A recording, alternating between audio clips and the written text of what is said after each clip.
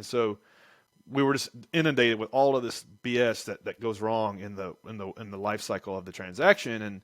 And so you could take that as like demoralizing and like, wow, we're never going to solve all these problems. This is a bad idea. But here's the thing we never heard. We never heard, I don't need this. We never saw apathy. We never saw like the meh. Like they were pissed off it didn't work. They were pissed off at the idea of I should just be able to push a button and get this chore done.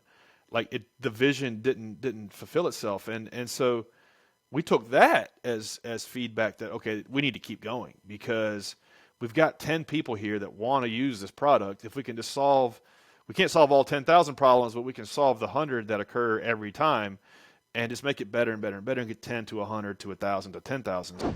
Hello and welcome to yet another episode of the Lewis and Kyle Show, an interview podcast where myself and Kyle have awesome conversations with fascinating people, whether they're internet entrepreneurs, whether they're investors, or just a thought leader in a fascinating subject.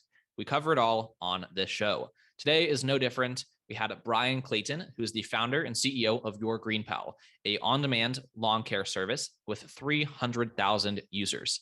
This conversation covers Bryan's story from cutting lawns in high school to building and selling an 8-figure lawn care business to starting from scratch again to create GreenPal. We cover all of the challenges and lessons learned along the way and a whole lot more. I know you're going to enjoy this conversation, even though I say that every single time.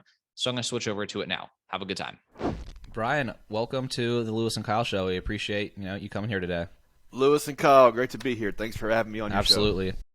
Tell us kind of the context for how you started cutting lawns so early in life. Like, why did you need to do that, choose to do that, come up with that as the idea to do? Kind of let's just start there. Yeah. Thanks for having me on your show. So today I'm CEO, co-founder of a company called GreenPal, which is like the Uber for lawn mowing. It's an app that connects homeowners and lawn care services. GreenPal is like a 10-year overnight success. Been at it for almost a decade.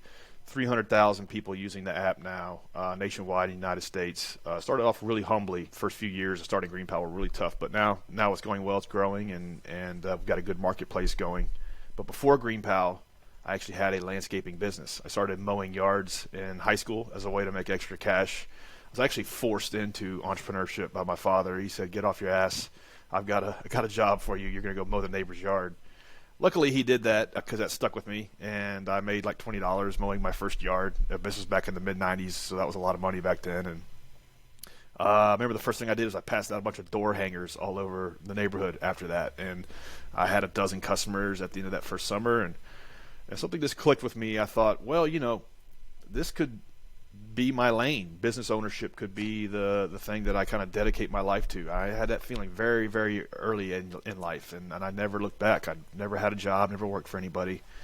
I stuck with that lawn mowing business all through high school, all through college, and then over a 15-year period of time, built up a large landscaping business with something around 150 employees, got it over $10 million a year in revenue. And then in 2013, the business was acquired by a nationwide company in the landscaping industry. And so after that, I took some time off, kind of reflected on what I wanted to do with the rest of my life. And I thought, well, I'm wired to want to be in the game. I'm wired to want to be a part of a project, something that's growing, something that's conquering new territory. And I wanted to invent something new this time. And I thought, well, an app needs to exist for what I just spent 15 years doing. An app should exist for this industry that I know so well.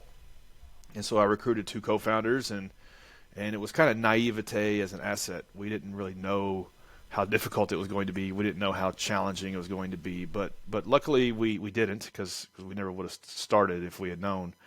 But we got in there and hacked together the first version, and that was a disaster. We just kept iterating, getting it better and better and better, and now here we are, close to 300,000 people using this app nationwide to get their lawn mowed. There's a lot of pieces to that story we'll want to zoom in on. Kind of just starting still towards the beginning.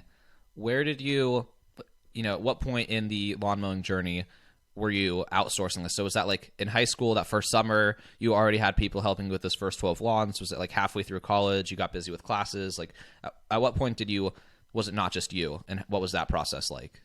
Yeah, anytime a small business is hiring its first employee, its first helper, even on a part-time basis. That's one of the most difficult parts of the journey because you're effectively like doubling your business in one swoop. And so that was a tough thing I had to kind of figure out on my own.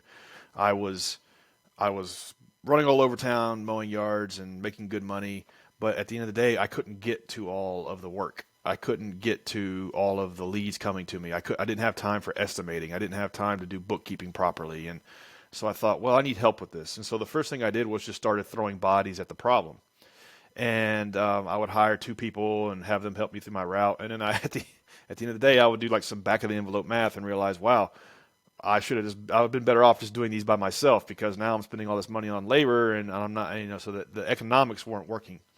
So I got a real good lesson early on in terms of unit economics, and what we were actually selling was labor hours, and I had to figure out, okay, if I put three people in one truck and we go service a property, can I get back the cost per hour that I want to bill my customers? And in most cases, it was no.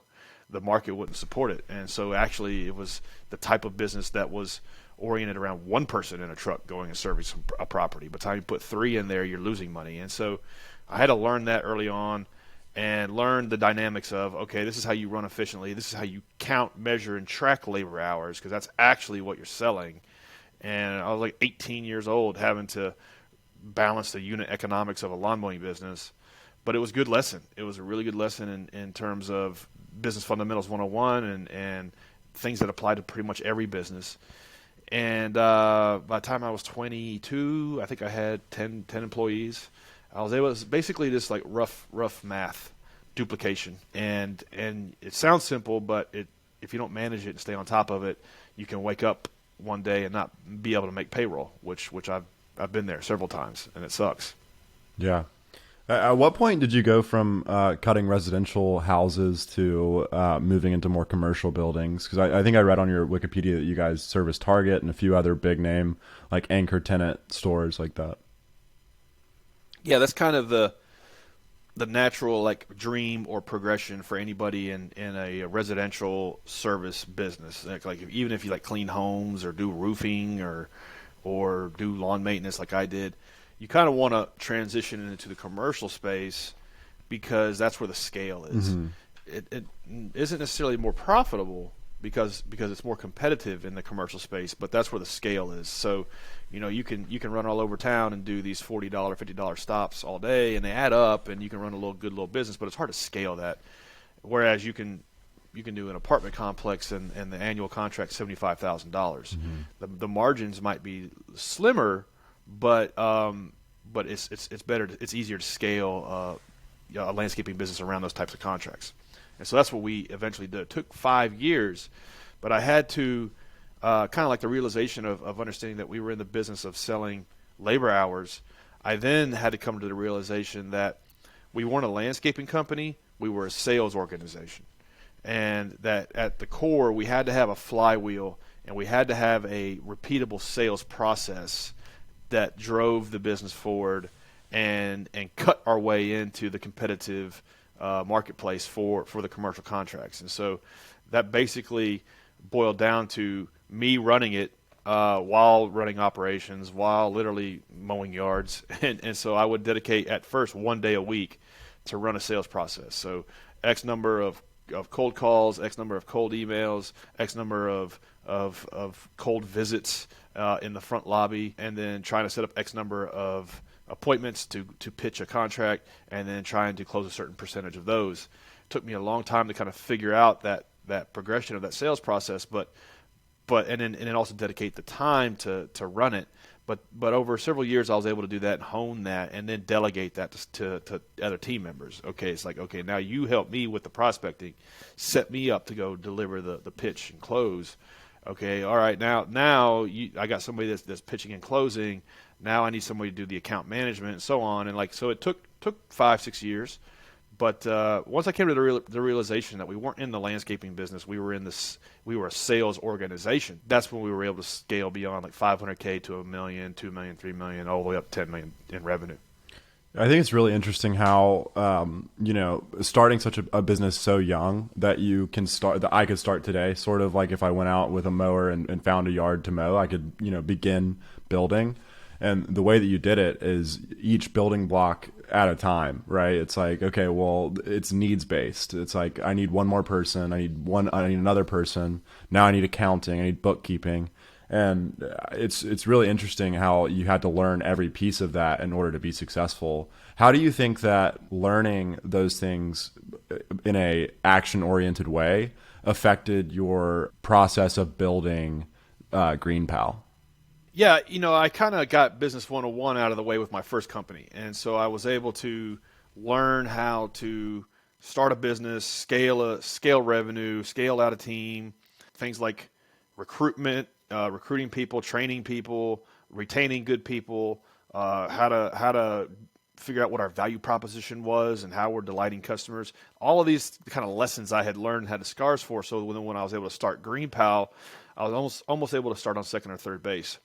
So that's helpful. And that's a piece of advice that I give a lot of entrepreneurs is they'll have this big, like, audacious business idea, and maybe it's a $10 million idea, and they're like, yeah, I want to start this thing, and I need like $1 million or $5 million or $10 million, and I can't raise any capital, so therefore I can't do this. And my advice is like, okay, yeah, that's cool, but let's start a more approachable business. Let's start a service-based business or a smaller type of operation that you can get a win under your belt, get $500K in revenue going, and learn the basics of business, get a track record, and then maybe get some of your own cash. Maybe you get $100,000 of your own money to put towards this next thing, and then you have much better foundation to raise capital. So that's one piece of advice. The next piece of advice is to your original question. Like in business, you're doing three things at once, at all times. You're working in the business. So in my case, my first company, literally mowing yards. So you're working in the business. You're making the operations happen. You're making sure the trains are running on time. The second thing you're doing is you're working on the business. So it's the systems, processes, routines, standard operating procedures, the sales operation that I mentioned. That's an example of working on the business, developing that sales that sales kind of workflow. It's a system, it's a process. So I'm working on the business. And then the third thing that you're doing is you're working on yourself. So you're reading books, you're listening to podcasts like this one, you're going to YouTube University, you're attending conferences. If you can't afford to go to the conference, guess what? Most of the time they put it on YouTube. And so you're literally like carving out time during the week to work on yourself. So you're doing all three things: in the business, on the business, and on yourself. And the reality is, it's like in the early days, Monday through Friday might be in the business type tasks. I'm literally just trying to hold it together. I'm trying to make sure that customers are taken care of. And then Saturday might be on the business. I'm looking at my bookkeeping processes. I'm looking at my sales processes. I'm looking at my employee recruitment plan or my employee training plan, whatever. You're focusing on one piece of the business and you're making that process better. And then Sunday, you're setting out 5 or 6 or 7 hours to just flat out read the books you need to be reading, listening to podcasts, watching stuff on YouTube. And a lot of times, like, the working on yourself piece is like block and tackling for whatever stage of the game that you're in. So let's say, you are at like level 1 of the video game and you're trying to hire your first employee. Well, then maybe you pick up a book on basic leadership, basic management. Maybe you pick up the E-Myth by Michael Gerber and read that a couple times. And then maybe you scale and, you're at the level of the game where I'm at. We're doing multiple 8 figures a year in revenue. We have 40-something people. We're trying to get to $100 million a year in revenue. So I'm reading books from guys who have gotten to 9 figures and beyond, and I'm trying to learn like what they're doing. And then the other thing is, like, you don't want to like get too far ahead of your skis and listen to interviews, people that are doing stuff that doesn't relate to what you're doing. Like one of my favorite CEOs is Bryan Clayton, the CEO of Airbnb. Listening to like the strategy and what Airbnb is doing, he might as well be on Pluto compared to what I'm doing. So it's like I can't learn like from what Bryan Clayton is doing, but I can learn from somebody who is at like 50 million a year trying to get to 100. So that's who I seek out. That's the materials that I read. That's the blog posts that I read. So in the business, on yourself. That's a heuristic that's worked for me 20 years doing this. Yeah, I think that's a great formula. Let's transition now to talking about GreenPal, the starting story there, the challenges, kind of the roadmap from the zero to today's challenges. Yeah, so the idea was, I think authenticity can be a competitive advantage when starting a new startup. So a lot of times, one thing I didn't realize was that when you're starting a tech company, most of the time you're starting something brand new from scratch that does not yet exist. And that is vastly different than running a traditional business.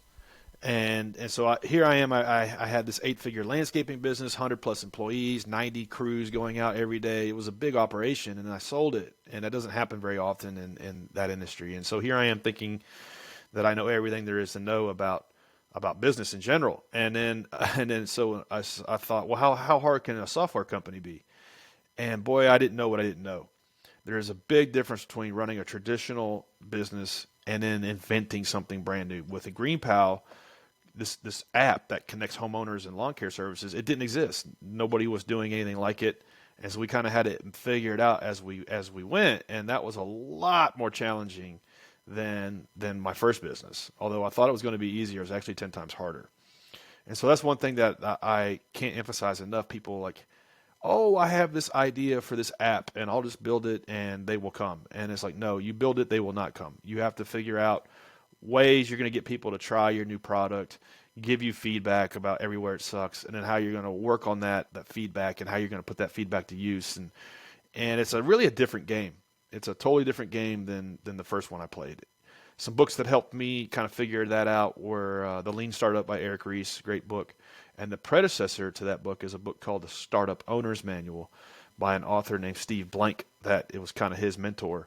Those two books are really good about how you invent a brand new tech product from scratch and get people to use it and grow. So those were the challenges that we faced, was just trying to figure out where we took the product, where we took the platform, listening to user feedback, getting people to use it. No matter how small the numbers were, just trying to grow them. We only had 20 customers at the end of our first year, but we just kept trying to grow that number to 100 and 1,000, 10,000, and so on.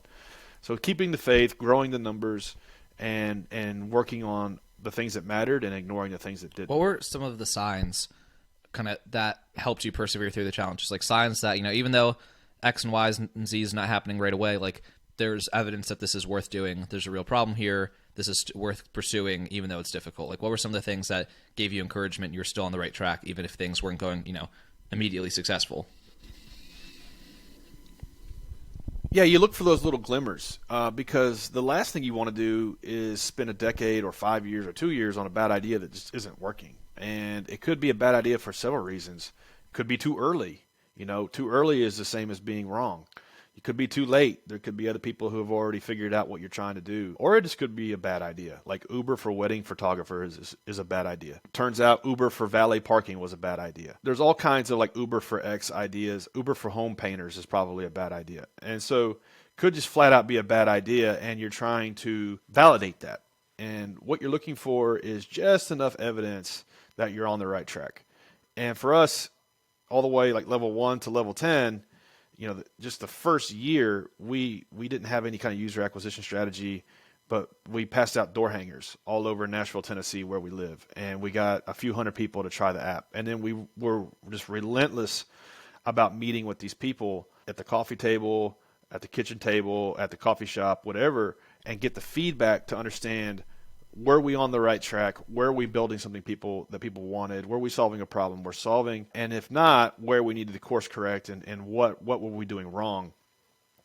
And we would meet with these folks, and they would always be pissed off because the app didn't work. They would hire somebody and the guy didn't show up, or they'd hire somebody and the guy would show up and he'd do a crappy job, or they would get quotes and they would get 3 quotes and they were all outrageously high, or they would hire somebody and then he would leave the back gate open and the dog got out, or they would hire somebody and they mowed it right after a rain and they left grass clumps everywhere, or it goes on and on and on and on and on, like 10,000 problems that happen between you needing a lawn mowing service and getting a great job done in your lawn. And so we were just inundated with all of this BS that goes wrong in the life cycle of the transaction, and so you could take that as demoralizing and wow, we're never going to solve all these problems. This is a bad idea. But here's the thing: we never heard. We never heard, I don't need this. We never saw apathy. We never saw the meh.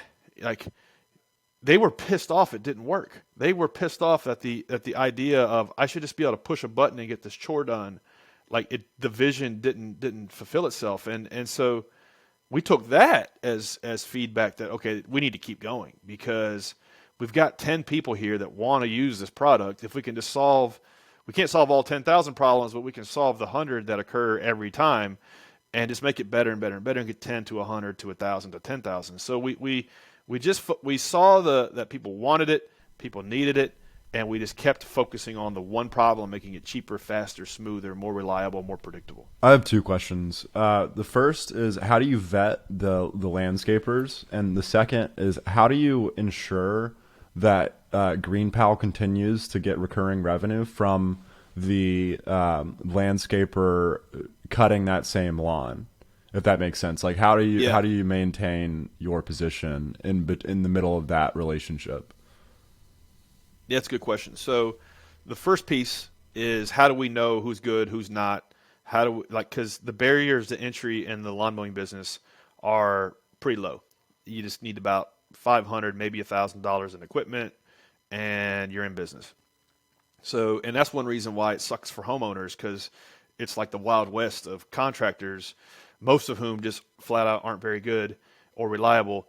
And the thing is, it's not their fault. Nobody teaches us how to run a small business. Nobody teaches us in high school. Nobody teaches us in college. So these people are out here just trying to figure it out as they go, and they're bumping up against customers, and it's bad experiences everywhere. So it's our platform's job to modulate that and make that seamless. And so how do we do that? Well, the first thing we do is when vendors come onto the platform and apply, there is a basic minimal threshold that they have to hit. They have to have the right equipment. They have to have a couple of customer recommendations. They have to pass an identity check. All these things. So right there, we've screened out a lot of the bad actors just with that first step.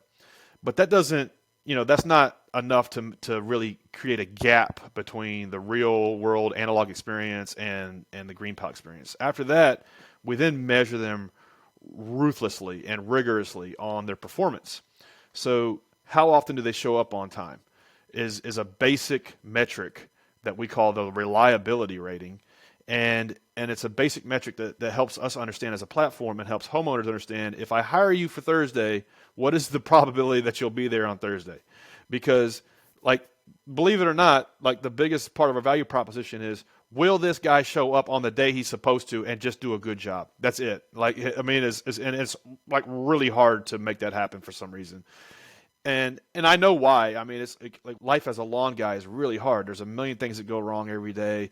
Your equipment breaks down. It rained. You got too much work. Your help didn't show up. So there are reasons why. But we have to suss out the reliable contractors versus the unreliable ones. And so we measure how often they show up on the days they're supposed to, and then we showcase that to homeowners so then they can make a better informed decision. Like, yeah, this guy shows up 98% of the time. I'm hiring him. This guy shows up 17% of the time, not hiring him. Actually, 17% would get you deplatformed. And so what we do is we promote the reliable contractors and we demote and expel the unreliable contractors.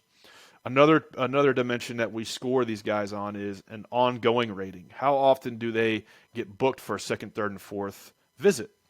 And that is an indication of quality. Was the homeowner happy with their services enough to book them for subsequent visits? If they were, that's an indication that they did a good job. They showed up when they were supposed to. They called ahead of time. They made sure everything was done right. They blew off the back patio and so on. All of those million little things that separate a good contractor from a bad contractor can really be signaled in, did they get booked for the rest of the lawn mowing season or not? And so the ones that get booked all the time, we surface. The ones that don't, we demote or deplatform. And then the third dimension is just your standard rating system, 1 through 5 stars. Everybody is accustomed to that. If you're getting bad qualitative feedback from your clientele on GreenPal, you get promoted or demoted or expelled. So that's how we know who's good, who's not. And that's how, when a homeowner shows up, they immediately get this delta between the normal way of doing it, like calling around, leaving a bunch of voicemails, hiring somebody, maybe they show up, maybe they don't, versus GreenPal, you just push a button and they actually show up and you pay them right through the app, and then push another button and they show up every week after that for the rest of the season. And then the second part of the question was around platform disintermediation. How do you stay with the recurring revenue along with the transactions that occur naturally throughout a season. And if you're running a marketplace like this and you're seeing that happen a lot, then it's an indication that you're not adding enough value. If people would rather go back and do it the old way, then that means you're either taking too much of the transaction, like your take rate is too high, or you're just not adding enough value. And so we don't see that often at all, like at maybe less than 2 or 3%. And that's with contractors that aren't a good fit for the platform. But like if you're a one-man show or a part-time, like lawn mowing is your side hustle, GreenPal is the operating system in which you run your entire business. It's a CRM where you have all your customers. It's the one place that feeds you like 10 free leads a day. It gets you paid within 24 hours, whereas normally you'd have to wait a month. It has marketing automation built in, so it gets you booked over and over and over again. It helps you upsell other services like shrubs and mulch and seed and gutter cleaning. So it's like one OS for everything. And it's our job to produce and deliver like 10 times more value than we take out of that transaction. Yeah, that's incredible. I didn't realize the business part of it. Like, does it do accounting as well? I mean, I'm sure it does. It probably produce tax documents and all of those things, like just like an Uber driver. Integrates with all of the accounting software out there. So it's one OS to run your entire business end to end. And we're set up for more the solo operator, or maybe they have one helper or one part-time helper. That's who we really want to help get into the business and thrive in the business. Your bigger companies, like what I had, they already have their systems. They already have the way they do things. They don't want one more thing. But if you're just getting in the business, or you're mowing 20 yards and you're tired of waiting like 60 days for your money and getting stiffed on work that you're doing, which happens a lot in this industry, GreenPal is a solution to solve all those headaches. Let's ask. I want to ask about some of the marketing questions now, because I know that's been its own journey as well, right? The operational challenges of getting successful yards is its own set of problems. What about kind of just getting a ton of in both sides of the marketplace, right? So what's been your most effective channel for reaching lawn care providers, like the contractors, to get them to sign up, so you have that side of the marketplace? Then what's been the most effective demand generation for having people know about you as a solution to their, I can't find anyone reliable to do my yard? Where have you found both sides of those marketplaces most effectively? It's a good question. There's a saying that first-time founders worry about product and second-time founders worry about distribution. So first-time founders are like obsessed with the product, the design of the product, how is it going to solve people's problems, and how is it crafted and laid out, and that's important. And then they think, okay, I'm just going to obsess over the product, and then everything else will take care of itself. Second-time founders know all that has to happen and know that's important, but they obsess over distribution, because the second-time founders the last thing I want to do is dedicate a decade of my life to this idea if I don't have some sort of distribution hook, and if I don't have some sort of way for this thing to grow on its own, if there's not some sort of network effects or some sort of distribution strategy that we can innovate on. I don't give a shit about how good the product is if I don't have that, because the last thing I want to do is go through that again. And so that's the way a second-time founder looks at a new idea. And in the first-time founder is like, dude, why are you being so pessimist on my idea? It's like, yeah, it's a great idea, but if we can't figure out a way to get people to use it, then it doesn't matter. And like throwing a bunch of acronyms at that part of the business model isn't the answer. Like SEM, PPC, social media marketing, SMM, CRO, like all these acronyms. Oh yeah, got it. No, that's not how it works. You have to innovate on distribution. You have to innovate on ways that you're going to get people to find out about the product, try the product, use the product, and keep using the product. And so for us, it took us a long time to figure that out. And the way we kind of cracked the nut was we just focused on one channel. We were like, we're just going to focus. We're going to test all these channels. Facebook ads, Google ads, Twitter ads, Pinterest ads, Instagram ads, Google SEO, print, billboards, TV, radio, everything. We tested everything. And the only thing that showed any promise of delivering some sort of ROI was just flat out Google organic search. People looking for lawn mowing services, looking for landscape contractors. You get 12 results on a page. We need to be one of those results nationwide, every city and town in America. And we focused on that as a strategy, and we kind of bet the company on it. It took about 2 or 3 years to get some momentum going in that channel, but now we're pretty good at it. And we're anywhere you live in the United States, if you lawn mowing service, Lincoln, Nebraska, we pop up as one of the options for a consumer to consider to solve this problem, and it works really well for us. For contractors, in the early days, we had to have some sort of strategy in terms of outbound. We would do cold calls off of Craigslist, cold calls off of Yelp, off of Facebook. But nowadays, we are demand side constrained. Supply side is beating our door down, wanting to be on the platform. We have a waiting list in most cities. So we don't have to do much on the supply side. It's mainly the demand side because that's the harder part of the equation.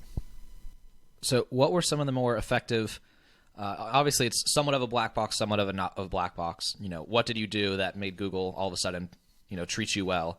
But what if the things you can point to that worked well for increasing the chances of you appearing on that first page for those key competitive searches? Yeah, when it comes to SEO, there is no like all of a sudden or quick like hack or quick thing. It's almost like dieting, like it's very much an exercise of faith. And you go to the gym. Let's say you went to the gym and lifted today, and then tomorrow morning you looking at the mirror, and you're like, I don't look any different, but you still go back to the gym. And let's say if you go to the gym every day for like 3 months, then you start to notice some difference. SEO is a lot like that. It's very much a exercise of faith. It's also one like a game in which you need to focus and build from the bottom up. And so our strategy was when we first started, we couldn't rank for terms like landscaping contractor Chicago, lawn mowing service Atlanta, grass cutting service Miami.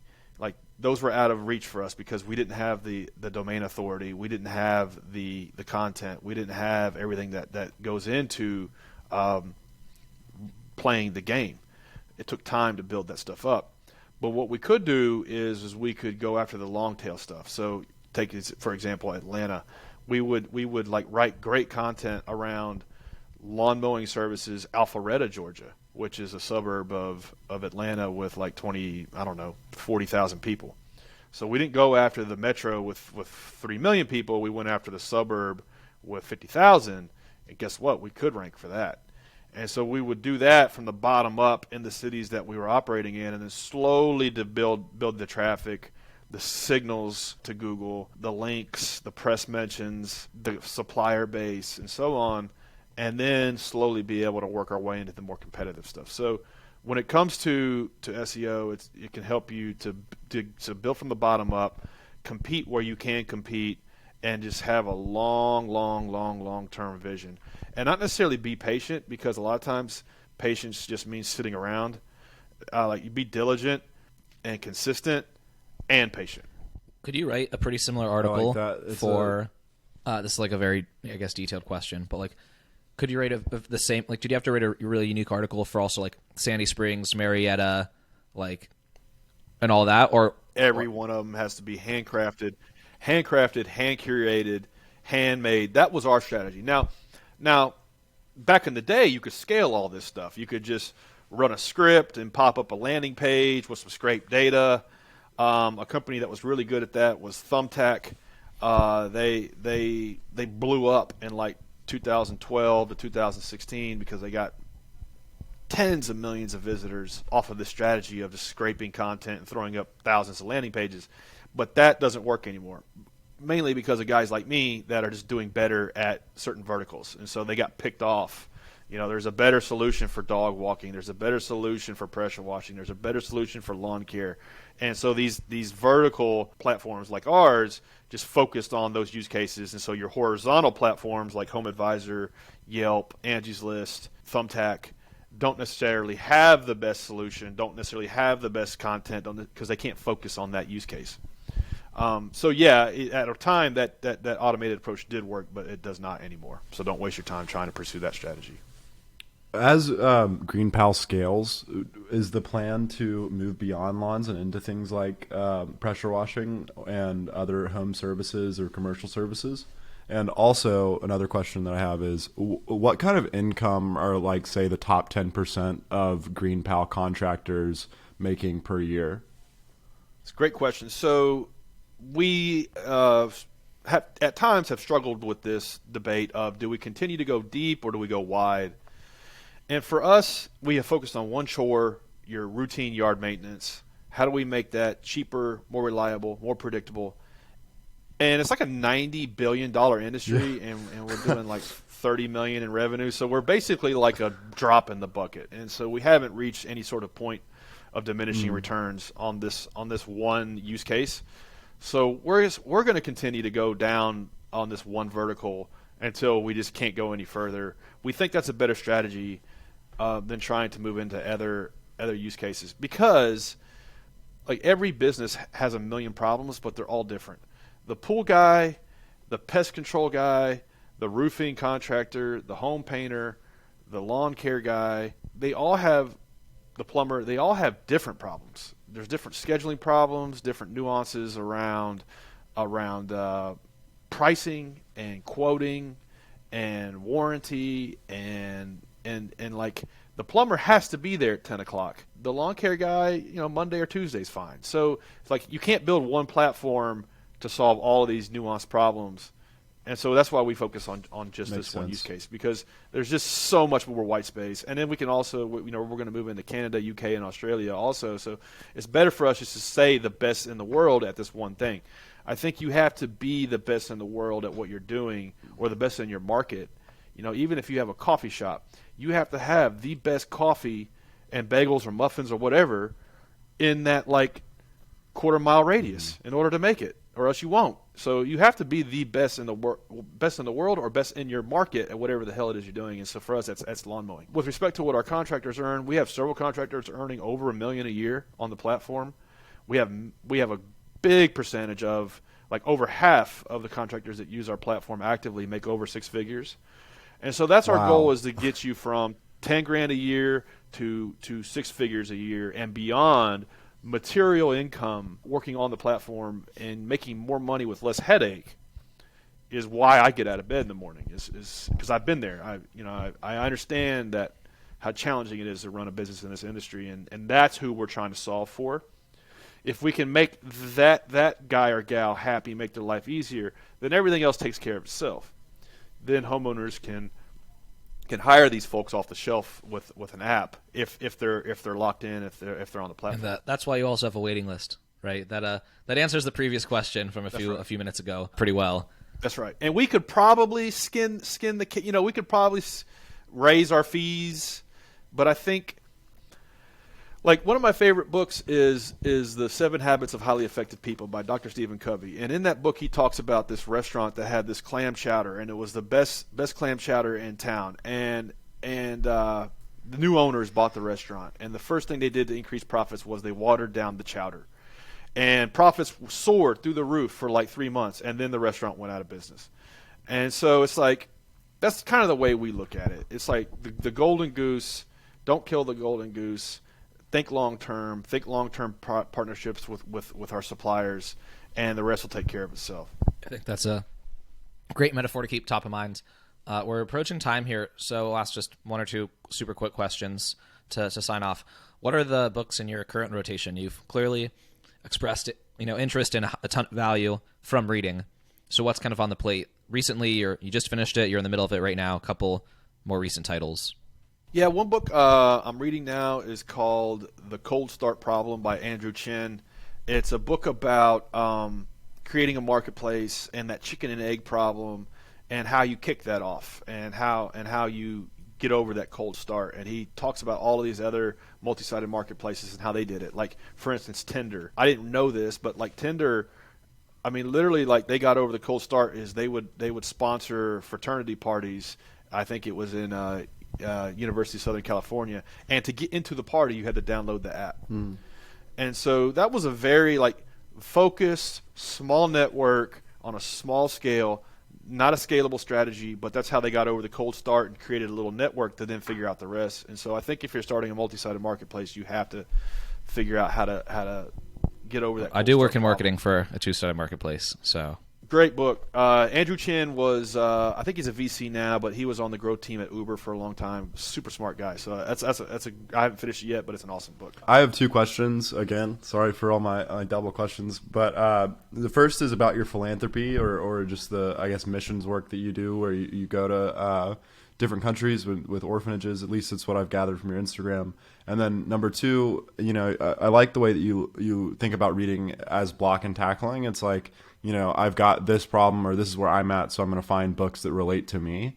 So if you're a person just starting, maybe just graduated college, what are like the 5 books that they have to read in order to, be effective or that you think they must read? Yeah. So the first question, I think it's just good balance in your life and for your soul to literally be consistent and diligent with setting aside time to give back. It doesn't matter even if you're at the early stages. I think it's just good for developing your leadership style, good for developing your self-confidence. And so either when I'm traveling or when I'm at home, I have a regimented plan in terms of how I'm going to give back at least 5% of my time in a month in terms of free mentoring or volunteer groups or things like that. One of my favorite things to do in Nashville is I volunteer for this group called Achilles, which is disabled athletes. And so I'm like a guide for this guy who can't see. And we ran a half marathon together. We have plans to run a full marathon. So that's all.